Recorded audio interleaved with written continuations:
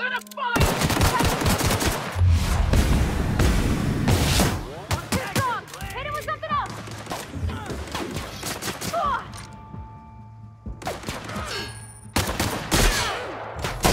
We're not getting through!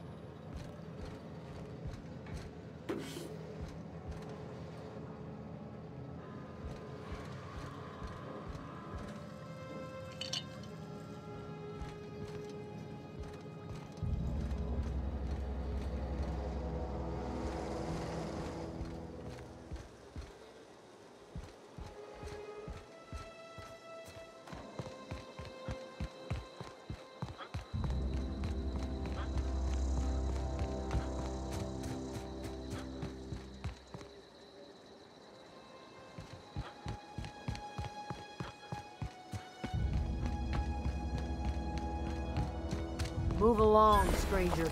We don't want any trouble.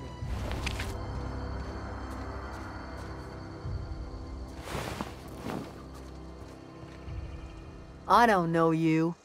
Whatever you're looking for, it ain't here. Move along. Answers, huh?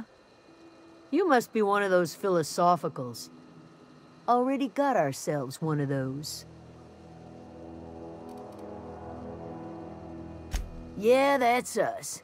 And you can tell Thompson we're doing just fine by ourselves. If you're gonna start wandering around my camp, know that I got my sights on you.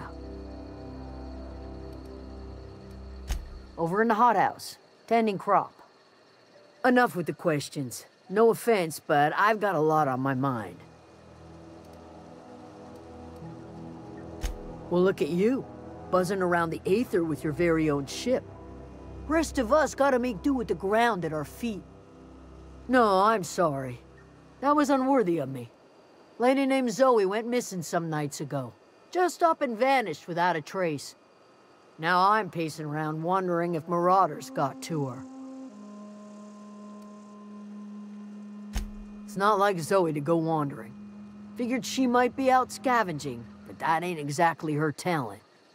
Can't imagine where she's gone. Vale's a wide place. She could be anywhere.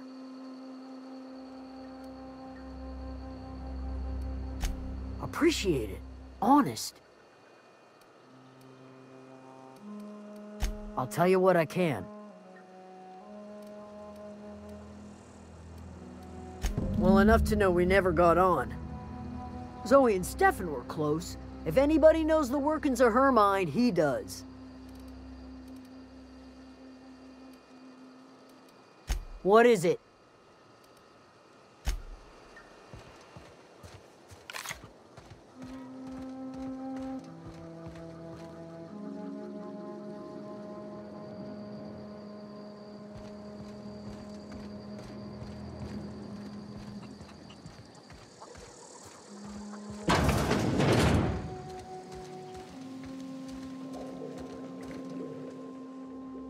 If you're hungry, there's meat turning on the spit outside. If you're bearing illness, find a place to lay your head down and I'll fetch you a poultice. Whatever your troubles with Edgewater, leave them at the gates and be welcomed here. Any questions, dear? I have been called that, among other things. Green Thumb, grandmother, the strange old lady who keeps flowers. But yes, Adelaide will do just fine. Excuse me, Miss McDevitt? Sorry, it's just... You got such pretty trees in here. Why, thank you. You're Robert's girl, aren't you? I remember when you were but a sprout. Thomas speaks of you often. Are you staying long? You should try some of my tobaccorn tea. I brew it in an old spittoon, but it's been cleaned.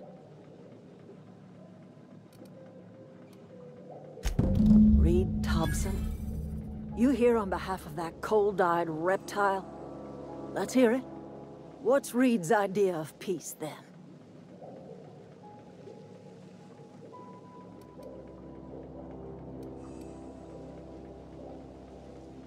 Like everything else that comes out of Edgewater, that peace offering is canned. I and my own are living just fine out here by ourselves.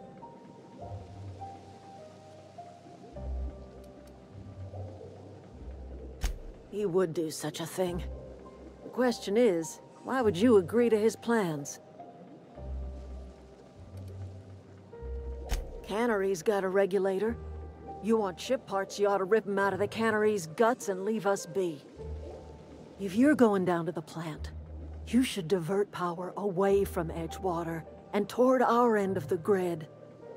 Think about it.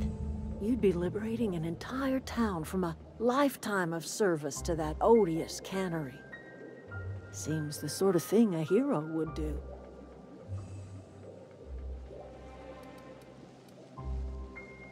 You've seen that miserable excuse for a town with your own lamps. Hollowed out workers laboring their lives away at the cannery, living off whatever scraps Spacer's choice throws them. You know that's true, don't you, Ms. Holcomb? Your father died of overwork. His heart gave out. He was tired all the time, sure, but he was old, ma'am, and he raised me all by his lonesome.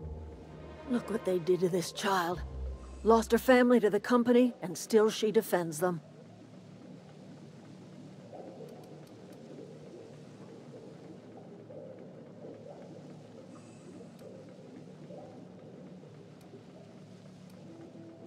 I'm all right.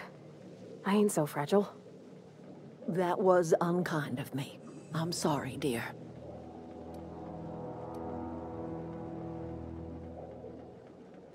It's not much of a living. Every single person in that town has sold themselves to Spacer's Choice. The company owns them. Body, blood, and bones.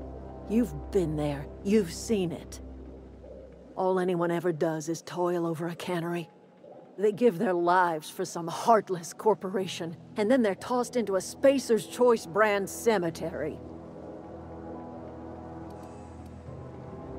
Life in Edgewater grinds to a halt. The cannery shuts down, workers desert in droves, and our own little camp grows and thrives. You bring power to Reed's town and you'll be killing us. Reed knows it. He's counting on it.